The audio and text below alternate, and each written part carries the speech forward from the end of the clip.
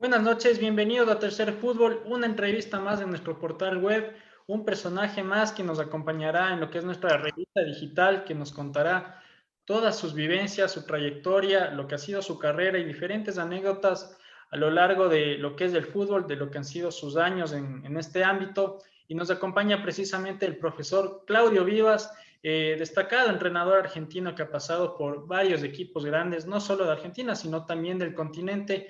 Ya iremos detallando a lo largo de esta charla toda su trayectoria y sus anécdotas y darle la bienvenida. Profe, muy buenas noches. Bienvenido a Tercer Fútbol. Hola, ¿qué tal? Buenas noches para ustedes y bueno, para toda la audiencia. Así que aquí estamos para poder hablar un rato de fútbol, intercambiar algunas opiniones y llevar adelante esta entrevista. Bueno, empecemos desde el inicio, profe. Usted, sabemos que tuvo una carrera quizás corta como futbolista, se destacaba en la posición de arquero. ¿Por qué no trascendió hacia el profesionalismo, no dio el salto a un fútbol mayor, digamos así? Bueno, especialmente porque mis condiciones no eran las necesarias como para poder jugar en la alta competencia, en primera división, y porque mi altura no era la adecuada para el puesto. Yo creo que en el puesto de arquero es muy importante tener una buena contextura física y yo mido 1,73 m. Entonces yo creo que en ese aspecto, creo que mi finalización con el fútbol tiene mucho que ver con esas dos cuestiones. E inmediatamente pasa a ser entrenador, sigue el curso, quizás Sí, eso. ¿Cómo son esos primeros pasos? sí, en realidad yo terminé de jugar, mientras tanto que terminaba de jugar estaba estudiando medicina y bueno, después abandoné un año e hice un año de medicina, probé y regularicé las materias más importantes que son anatomía e histología y bueno, pero después la cabeza no me dio para más, decidí empezar a entrenar chicos chicos. Aquí en Argentina hay una cultura de que el fútbol comienza a temprana edad. Desde mi punto de vista es favorable en tanto y en cuanto no se le hagan hacer barbaridades a los chicos chicos, cosa que yo en mis inicios cometí algunos errores, pero bueno, después me fui interiorizando, hice diferentes cursos y me recibí de técnico muy joven, así que en ese aspecto creo que mi carrera como entrenador empezó allá hoy tengo 52 años y bueno, empezó más o menos alrededor de los 19, 20 años. Nos decía hace un momento ciertas barbaridades o por ahí errores que se pueden cometer en el fútbol juvenil. ¿Cuáles serían? O sea, ¿qué recomendación usted daría bajo su experiencia para no caer en este tipo de errores en la formación? No, principalmente hay que tener un carácter para poder y saber manejar chicos de diferente, y entender que hay edades para determinadas cosas y hay edades para otras cuestiones. Uno a lo mejor tenía una ligera idea de cómo entrenar un equipo, pero no tenía medida, no tenía idea y medida sobre las cargas que se ejecutaban o sobre las cantidad de repeticiones que uno puede hacer. Yo creo que tanto en la vida como en el fútbol, todo ha avanzado, la tecnología, un montón de cuestiones, y en Argentina especialmente se fueron perdiendo los potreros, y la verdad que nadie se murió por jugar al fútbol 6 7 horas en la puerta en la casa. Lo que pasa es que después hubo otras cuestiones más difíciles. A mí me tocó la etapa de la dictadura, en la cual era difícil estar en la calle a determinada edad. Yo era muy chico, pero bueno, recuerdo muy bien que nos mandaban inmediatamente adentro y bueno, eso hacía de que a lo mejor uno vaya a un club a jugar y te dirigiera un padre, te dirigiera un allegado. Bueno, a veces no es lo más conveniente. Hay que tener bien en claro que para poder proyectar y desarrollar un proyecto deportivo idóneo, hay que tener gente adecuada en todas las edades. Por eso yo celebro mucho lo que hace Independiente del Valle, que tiene un gran trabajo no solamente en primera división, que es lo que está a la vista. Conozco muy bien y profundamente lo que hacen en juveniles y también en infantiles, y eso me parece que es muy importante para copiar y para capitalizar lo fabuloso que trabaja esa institución, ¿no? Claro, la mayor de Independiente del Guasde, por citar ese ejemplo, es la consecuencia del trabajo que se hace previamente o debajo, digamos. Bueno, porque hay una dirigencia y hay un dueño precisamente que tiene claro qué es lo que quiere y porque si bien son equipos muy competitivos y a mí me ha tocado enfrentarlos cuando tuve la posibilidad de estar en Boca, me ha tocado enfrentarlo en un torneo en Chile y la verdad que fue muy difícil ganar el partido, había jugadores muy importantes, me tocó estar presente en el torneo Mitad del Mundo, fui con la idea de poder ver jugadores para Boca, marqué varios como para poder intercambiar, pero bueno, evidentemente los que yo marqué eran los más importantes o eran los que hoy en día son figuras en el primer equipo. Estoy hablando del año 2017. El caso de Plata es el caso más concreto, pero la realidad es que me fui del tema porque, bueno, uno muchas veces dice que divisiones inferiores o juveniles o fuerzas básicas, como lo quieras llamar, es un gasto y en realidad es una inversión. Y así lo transmite Independiente del Valle, como una inversión y tiene mucha gente idónea en todas las edades. Tiene psicólogos, nutricionistas, tiene gente trabajando con los arqueros, tiene directores técnicos, ayudantes, tiene gente que trabaja en neurociencia, tiene una persona que está en la casa club viviendo con los jugadores, respetan a rajatabla la educación de cada jugador, los jugadores terminan toda la escuela primaria y secundaria, entonces me parece que es algo muy importante y es algo para mencionar. El otro día me hicieron una nota y después me quedé con ganas de mencionarlo porque me había olvidado de esta institución y celebro mucho todo lo que ellos hacen día a día, año tras año y que vienen siendo ejemplos por lo menos los últimos 6 7 años que yo tengo uso de razón. Profe, volviendo a sus inicios como entrenador, usted se lo relaciona bastante con el estilo de Marcelo Bielsa. ¿Cómo son sus primeros años ya a nivel mayor, que se consolida quizás como asistente? En alguna nota leí también que usted eh, estaba como espía de Marcelo Bielsa en los inicios. ¿Cómo se desarrolla estos inicios?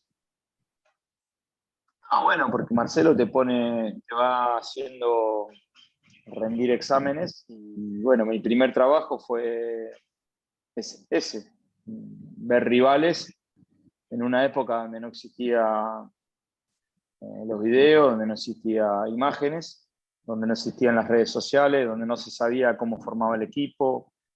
Hoy los clubes tienen un departamento de prensa que va informando día a día lo que pasa, lo que no pasa. Ahora, por ejemplo, vos ya sabés que hay jugadores que tienen, lamentablemente, que dan positivo y no pueden jugar, entonces vas imaginando el equipo, vas viendo en algunas imágenes de canales o vas viendo en canales de YouTube o en canales de de su mismo club, a los mismos hinchas van armando redes y vos te vas enterando de todo. Entonces eso en la década del 90 no existía hasta que empezó a funcionar la televisión y hasta que empezamos a grabar partidos en VHS. Cuando sucedió eso, bueno, pasé a otra instancia y empecé a ser secretario técnico y después ayudante de campo. Profe, ¿cómo es ese trabajo del espía? ¿Qué detalles tiene que ver un espía? ¿Qué incluso aspectos quizás éticos puede desarrollar o cuáles no? ¿Cómo fue su experiencia? Quizás nos da alguna anécdota sobre eso. Ah, bueno, para que se entienda bien la palabra, espía no está bueno espiar, eso está más que claro, hasta suena deshonesto, la realidad es que uno en ese tiempo, yo ya expliqué por qué Marcelo lo hacía, y evidentemente uno iba a ver era cómo formaba el equipo, qué sistema de juego, qué esquema, qué numeración utilizaba en el esquema de juego y cuáles eran los nombres propios que tenían, que tenían la posibilidad de empezar el partido. Después un análisis de la pelota detenida a favor y en contra, cuál era el rol del equipo, si era un equipo protagonista, la estrategia que utilizaría en cada partido, si era un equipo que tenía protagonismo o un equipo que esperaba en campo propio. Bueno, todas esas cosas la vas viendo en el transcurso de 2 o 3 entrenamientos y después vos pasabas los informes. Hoy en día en el mundo existen los scouting, que no hacen informes sobre los rivales, pero sí hacen informes sobre los futbolistas. En ese caso, bueno, yo lo que hacía era un informe del equipo y puntualmente a veces de algún futbolista en particular. Repito, lo hacía porque no existía todo lo que existe ahora. Ahora existen muchas cosas de las cuales yo no la haría o no la volvería a hacer. De hecho, no, Marcelo no la está haciendo. Claro. Profe, y justamente, ¿cómo se da ese relacionamiento con Marcelo Bielsa en esos inicios de, entiendo que en News, cómo inician en esa trayectoria usted junto al profe Marcelo Bielsa? No, bueno, repito, él me convoca a este trabajo y yo lo hice en ad honorem y desinteresadamente porque soy hincha de Newell, porque él dirigía la primera y porque quería que el equipo le vaya bien. Particularmente, para mí fue un honor poder hacerlo y poder colaborar mínimamente con la consagración de muchos campeonatos que él logró como entrenador. Posteriormente se da fútbol mexicano, fútbol también español, obviamente el argentino junto a Marcelo Bielsa, de toda esa trayectoria, de todos esos países por los que transcurrieron. ¿Con cuál se queda usted o cuál quizás es el que más destaca? No, de todas mis experiencias, obviamente la selección argentina y el Athletic de Bilbao. Después hemos logrado su objetivo en otros clubes. En México Marcelo dejó una huella que después muchos equipos la fueron copiando y capitalizando, y hoy el fútbol mexicano tiene una realidad producto de todo ese trabajo que se hizo en el Atlas de México, y bueno, ahora cada uno tiene su impronta, cada uno tiene su diseño, pero todo empezó cuando él estuvo a cargo a partir del año 92 en el Atlas de México. Nos decía un inicio el Athletic de Bilbao. ¿Qué particularidades tuvieron en esa etapa en el equipo vasco? No, bueno, es una anécdota muy, muy linda y una historia de vida muy linda, porque nosotros ahí teníamos que sí o sí contemplar jugadores del club, no podíamos utilizar extranjeros, teníamos la necesidad de utilizar los jugadores por una filosofía y una historia del club, vascos. Teníamos un jugador francés que es Laporte, que lo pusimos en primera en un partido con 18 años y después hoy es jugador de Manchester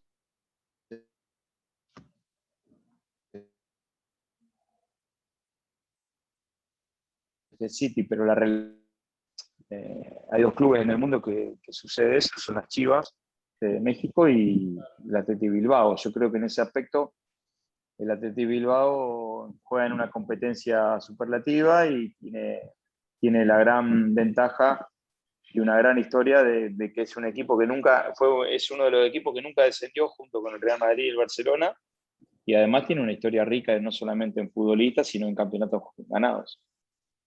Sí, totalmente. Y también nos decía la selección argentina, quizás ese es uno de los episodios más destacables, tanto por ahí de su carrera, ya nos los dirá usted, o también de Marcelo Bielsa. ¿Cómo fue esa trayectoria en la selección argentina? Hubo un mundial, hubo una eliminatoria magnífica que desempeñaron. Cuéntenos más sobre ese ámbito de la selección. La selección argentina fue una experiencia única porque nosotros encontramos una camada de futbolistas muy buenas, desarrollamos, mejor dicho, Marcelo puso a disposición un diseño de entrenamiento que ahora todo el mundo imita y copia a nivel selección, que es la utilización de sparring. Nosotros utilizábamos muchos core sparring que Peckerman nos daba de selecciones juveniles, y a partir de ahí teníamos los entrenamientos bien diseñados de manera tal que el desgaste físico de los jugadores sea inferior, teniendo en cuenta los pocos días que nosotros contábamos con los jugadores. Las convocatorias eran de 3-4 días, los jugadores venían de Europa en el medio de un viaje, y bueno, la fecha FIFA se jugaba en medio de una semana donde los jugadores tenían que competir primero para sus clubes. Entonces, entendiendo de que los jugadores no son propios, teníamos que desarrollar los entrenamientos para darle un sistema de juego y un funcionamiento acorde a lo que es la camiseta de la selección argentina. Bueno, eso se logró y fuimos un equipo que clasificamos con 5 fechas antes del Mundial, pero bueno, después nos queda el sabor amargo y la mancha de Corea-Japón, que es muy difícil de sacarla, que no me gustaría hablar sobre eso porque es un tema muy serio. Después, la gimnasia olímpica, logramos un campeonato sudamericano para poder clasificar a Atenas y perdimos una final con Brasil a los penales en Copa América, un partido increíble que habíamos logrado ganar,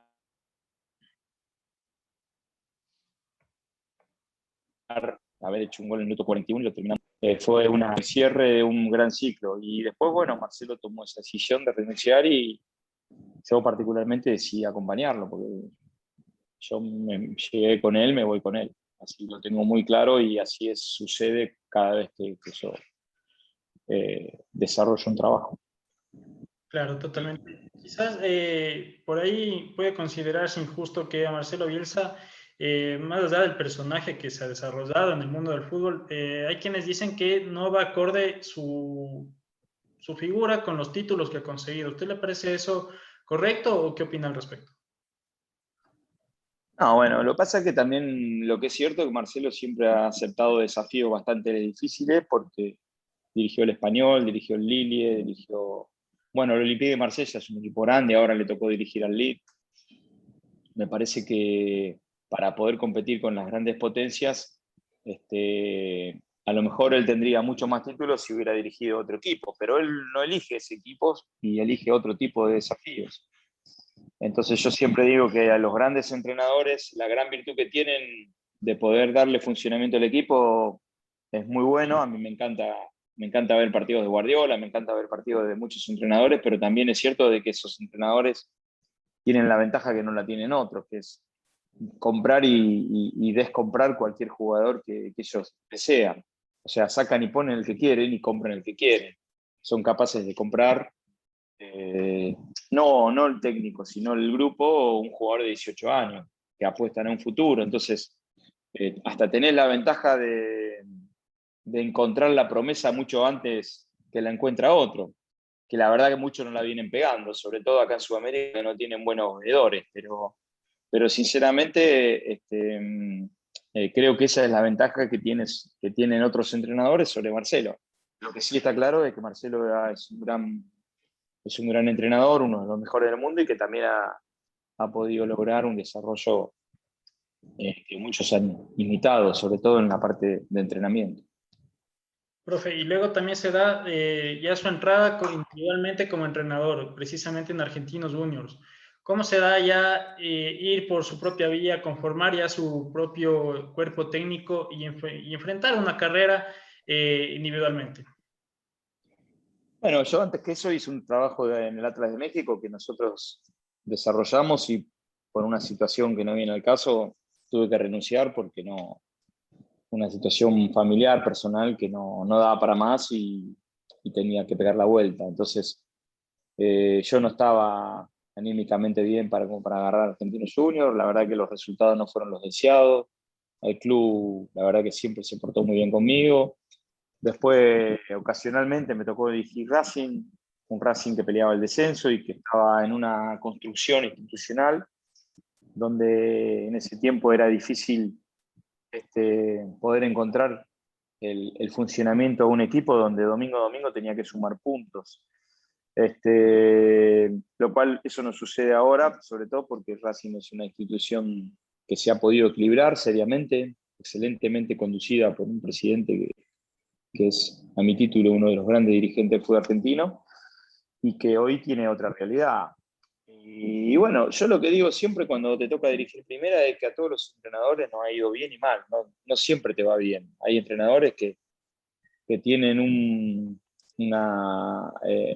tienen una ayuda extra que es, no, a este le fue bien. Y cuando vos ves los porcentajes de uno y otro son similares, porque no siempre lográs el 80% o el 70% de efectividad.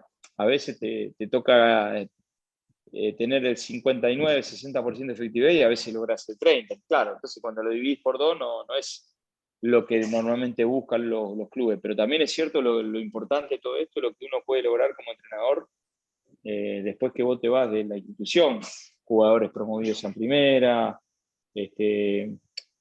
poder construir un plantel que sea acorde a la institución. Hay muchas cuestiones de las cuales el hincha obviamente no las tiene en cuenta porque lo que interesa es el resultado de cada domingo. Profe, justamente usted tiene una amplia trayectoria. Vemos equipos grandes como Sporting Cristal, como el Bolívar, en algún momento Banfield, Selección Sub-20 de Chile, coordinador, tengo entendido también en Estudiantes, en Boca Juniors. ¿Cuáles son sus parámetros de trabajo? ¿Cuál es su estilo como director técnico, como entrenador? ¿Cómo trabaja usted? Bueno, por empezar, tengo un cuerpo técnico de 4 personas, en realidad 5 conmigo, y bueno, tenemos un desarrollo de semana de trabajo tipo en el cual le damos mucha importancia a los 2 bloques más importantes que tiene el fútbol, que es la preparación física y la técnica. Por supuesto que le damos mucha importancia al funcionamiento y nuestro estilo de juego es ofensivo. A nosotros nos gusta que el equipo tenga cierto protagonismo y nos gusta que el equipo tenga el deseo de ganar, sabiendo de que hay que defender y que el equilibrio es lo más sensato en ese tipo de análisis. Eso por un lado. Y por otro lado, los desafíos que a mí me gustan son los desafíos donde involucra a mucha gente joven, donde involucra proyectos deportivos que se puedan inculcar jugadores del mismo club. Es muy importante entender que cada mercado de pase hoy en día es muy difícil, que encontrar jugadores bueno y barato no es sencillo.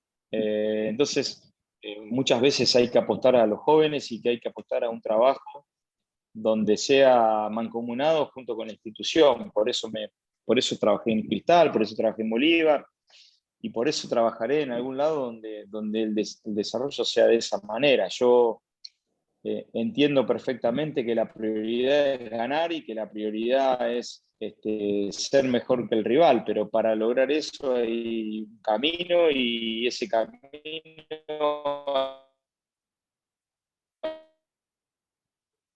hay que desarrollarlo. Y hay que hacerlo con jugadores jóvenes, con jugadores de experiencia, pero al cual ya está diseñado ese rodaje. ¿Y cómo le gusta jugar a Claudio Vivas? ¿Cuáles son los esquemas que por lo general usa? ¿Cómo distribuye un equipo usted en la cancha por lo general? A mí me gusta jugar siempre con un volante ofensivo y 3 delanteros, fundamentalmente con una línea de 4, con un volante de contención, un volante intermedio, con un volante ofensivo y 3 puntas, 2 extremos y un número 9. Pero bueno, también uno tiene que estar abierto porque te vuelvo a repetir, va de la mano con la pregunta anterior o con la respuesta anterior, que muchas veces uno recoge un equipo ya armado. Por ejemplo, vos en estos momentos si agarrás un equipo es porque al técnico no le está yendo bien o porque deciden hacer un cambio de timón. Bueno, vos ahí no tenés posibilidad de hacer incorporaciones, las únicas incorporaciones que podés hacer son del club, donde vos podés incorporar jugadores jóvenes. Entonces, en base a lo que vos recibís, tenés que ir armando tu táctica y tu estrategia es siempre la misma, pensando en el arco rival. El tema es que, bueno, fundamentalmente me gusta jugar de esa manera. Una línea de 4, 2 volantes, un volante ofensivo y 3 puntos. Profe, ¿cuál es el jugador por ahí más destacable o que más lo deslumbró a usted de los que estuvo a cargo, tanto como asistente o como entrenador? Bueno, la verdad que fueron muchísimos futbolistas, pero bueno, vamos a nombrar algunos de los que pasaron. Por ejemplo, en mi época de ayudante de campo en, en Vélez fue Chilaver, me tocó entrenarlo también, porque en ese tiempo la figura del entrenador arquero no era muy utilizada y nosotros no teníamos entrenador arquero, entonces a mí me tocó entrenar a Chilaver. Después en la selección argentina tuve jugadores extraordinarios como Sebastián Verón, por ejemplo. Después en Athletic de Bilbao tuve un jugador extraordinario que es Ander Herrera, que hoy está jugando en Paris Saint-Germain. Y así a título de como entrenador en diferentes clubes, bueno, me ha tocado dirigir al Conejo Arce, me ha tocado dirigir Chita González en Perú, y me ha tocado dirigir en Banfield. Hoy el presente de este equipo me ha tocado me ha dado la posibilidad de hacer debutar muchos jugadores, Arboleda, a Lucho Gómez, un montón de jugadores de los cuales hoy son figuras del fútbol argentino y son fundamentalmente el futuro de este medio, ¿no? Profe, en alguna nota leí que usted de alguna manera intervino en lo que fue que Messi no llegue a ser español y finalmente sea argentino. ¿Por ahí nos puede contar un poco más sobre ese tema? Sí, lo que sí yo siempre digo es, y esto es una opinión muy personal y no es información, yo creo que nunca hubiera jugado para España, Lionel. Lo que pasa es que, bueno, nosotros en ese momento estábamos en Barcelona y, bueno, se acercó un empresario para comentarme de que el padre que Jorge había sido tentado para que Lionel juegue en España. Yo lo conocía de Newell porque el hermano jugaba en la categoría 80, Rodrigo, un gran jugador de fútbol. Nunca fui dirigido por mí, pero sí por mi hermano. Y bueno, a partir de ahí lo que hice yo, recoger material, mostrárselo a Bielsa, llevárselo a Tocali. Y, y Tocali, bueno, en algún momento dudó en hacer la convocatoria porque era un jugador muy joven, pero bueno, de tanta insistencia que nosotros hicimos y de tanto que le suplicamos y de comentarle a Brandon en ese tiempo de que había un jugador que tenía que jugar sí o sí para Argentina, se organizó un partido y se hizo. No fue fácil convencer a Tocali, pero bueno, se pudo hacer un partido y Lionel Messi pudo jugar para la selección argentina. Profe, en otro aspecto, desde que usted inició en este ámbito de entrenador, años 90, inicio de los 90, ahora estamos 20 años después, ¿cómo ha Sí. ido evolucionando lo que ha sido el puesto propiamente del entrenador desde hace 20 años a lo que es la actualidad? Bueno, yo creo que los entrenadores todos los días aprendemos algo nuevo. En su momento, la observación de los partidos, te vuelvo a repetir, se hacía mediante una videocasetera. Hoy hay software de los cuales vos se está jugando el partido y a la hora solo tenés para poder bajarlo y analizarlo. Tenés software para hacer dibujos en la misma jugada, para armar tus charlas técnicas, tenés diferentes tipos de elementos para poder desarrollar y mostrarle al jugador una charla técnica con imágenes, con dibujos. En ese aspecto creo que la tecnología ha ayudado mucho y ha mejorado mucho a los entrenadores. Obviamente hay algunos que son reacios y son los que no la utilizan. Creo que la evolución del aspecto físico también, la generación de GPS, la generación de mejores, de mejores personas que se encargan del campo de juego, y es fundamental tener un buen campo de juego para poder lograr un buen juego. Creo que la evolución que se ha logrado no solamente en el balón, sino en la indumentaria y en muchos aspectos, creo que eso es importante. Y también me parece mencionar como muy valioso la inclusión de algunas personas que son fundamentales para el desarrollo de un trabajo diario. El entrenador de arqueros, por ejemplo, el psicólogo, el analista de video, por ejemplo, la nutricionista o nutricionista. No importa el género, sino lo que es importante es tener una persona que se encargue de la alimentación y del peso de los futbolistas. Y hoy en día me parece que la neurociencia es fundamental para que el jugador pueda tomar las mejores decisiones, pueda tener una muy buena visualización, pueda tener muy en claro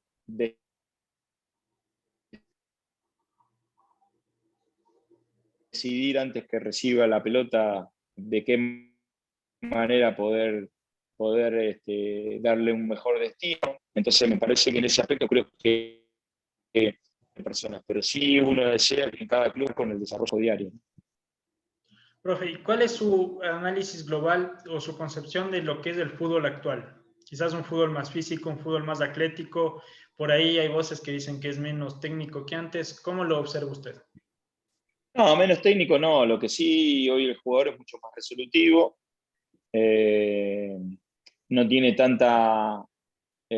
se le va quitando un poco de creatividad, sobre todo en divisiones juveniles, uno lo hace jugar a los jugadores a una determinada cantidad de toques y creo que en ese aspecto no, yo no lo comparto eso, porque me parece que lo más lindo del fútbol es el engaño, la creatividad, lo que uno puede generar a través de un amague o de un dribbling o de una situación del juego. Pero bueno, también es cierto que hoy en día la toma de decisiones, los perfiles y las recepciones tienen que ser casi perfectas, porque hacen de que el juego sea un poco más vistoso en ese aspecto, sobre todo si las tomas de decisiones son buenas, porque además un equipo hoy en día presiona mucho, no te deja pensar, y creo que en ese aspecto el jugador tiene que pensar mucho antes de recibir el balón. Profe, para ir cerrando, dos preguntas. Una que se me quedaba del tema de Marcelo Bielsa. ¿Cómo define usted concretamente a lo que se conoce el método Bielsa? No, bueno, el método es extraer jugadas de un partido y convertirlas en ejercitaciones, no es más ni menos. Lo que pasa que, bueno, las repeticiones y el estilo de ejecución hacen que muchas veces sean ejecuciones a lo mejor con muchos movimientos físicos, pero la realidad es que no es ni más ni menos que son acciones del juego convertidas en ejercicios. Y bueno, en ese aspecto me parece que incluye lo individual y lo colectivo. Y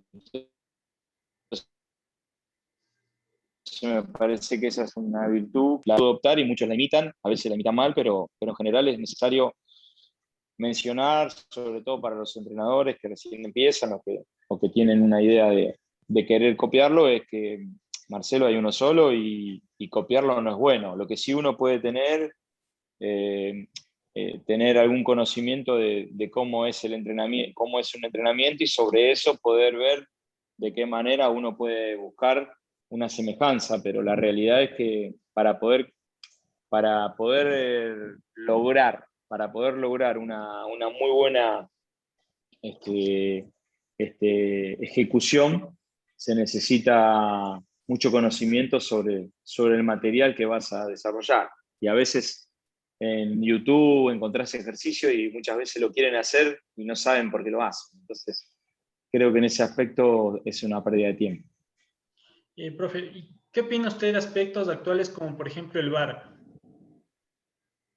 Bueno, yo creo que la tecnología, como te dije anteriormente, en muchos aspectos ha servido. Creo que las redes sociales sirven, no sirven cuando son agresivas y cuando son mal utilizadas, pero bueno, a todos los entrenadores nos viene bien saber cómo forma el rival, saber qué característica, el mercado de pases, si vas a un lugar, si hay altura, si no hay altura, temperatura, todas esas cosas. Me parece que en ese aspecto la tecnología ha ayudado, y en este aspecto creo que nosotros estamos pasando por un proceso en Sudamérica de adaptación. Creo que el VAR llegó para quedarse, y me parece que va a haber que acostumbrarse. Lo que vamos a tener que lograr, y todos tenemos que colaborar, es tratar de darle mucha más agilidad. Me parece que cuando el partido va perdiendo ritmo, y cuando el VAR se utiliza sistemáticamente y perjudica a un equipo que tiene o quiere tener mucho más protagonismo que el otro, en cierto modo no es una herramienta bien utilizada. Creo que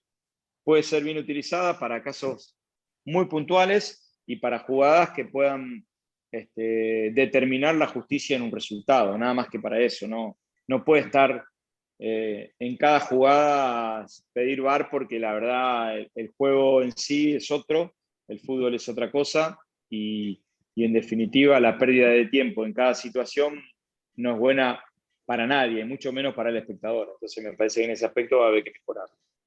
La última, profe. Usted, que en toda su trayectoria, ¿qué conoce del fútbol ecuatoriano? Ya nos habló bastante al inicio de lo que es Independiente del Valle, que en realidad es un fenómeno que a nivel nacional, hablando desde Ecuador, ha impactado bastante. ¿Qué más usted conoce o tiene al tanto de lo que es el balompié en Ecuador? No, bueno, en realidad conozco lo que puedo ver, conozco el crecimiento de muchas instituciones, conozco que se han ido desarrollando. Entiendo de que es un fútbol virgen en edades tempranas, y me parece que en ese de inculcarlo, creo que Independiente del Valle es un ejemplo a seguir, y creo que en ese aspecto los clubes van a tener que ir desarrollando eso.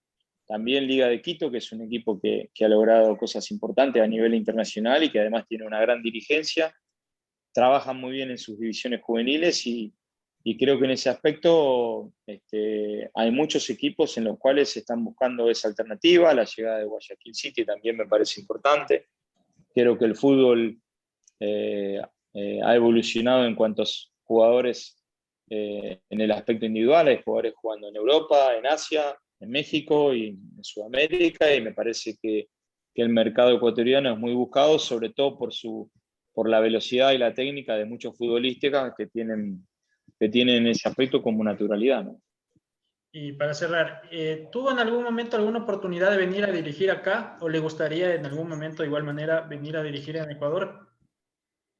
Sí, tuve varias conversaciones con 2 o 3 clubes en algunos momentos, recientemente no, pero sí, me encantaría. Es un fútbol en el cual uno desea, porque además uno ya ha trabajado en altura, ha trabajado en la selva, ha trabajado en el calor, ha trabajado en Perú. Es una climatología bastante similar, parecida, y bueno, creo que en ese aspecto uno está adaptado a esa situación y sí, me gustaría porque es un fútbol en el cual muy vistoso y porque además tiene como te dije anteriormente, la particularidad de tener futbolistas que tienen una naturalidad y una velocidad diferente a la de otros países. Profe, muchísimas gracias. Una gran charla junto a usted. Bueno, muchísimas gracias a vos, espero que estén muy bien y hasta cualquier momento.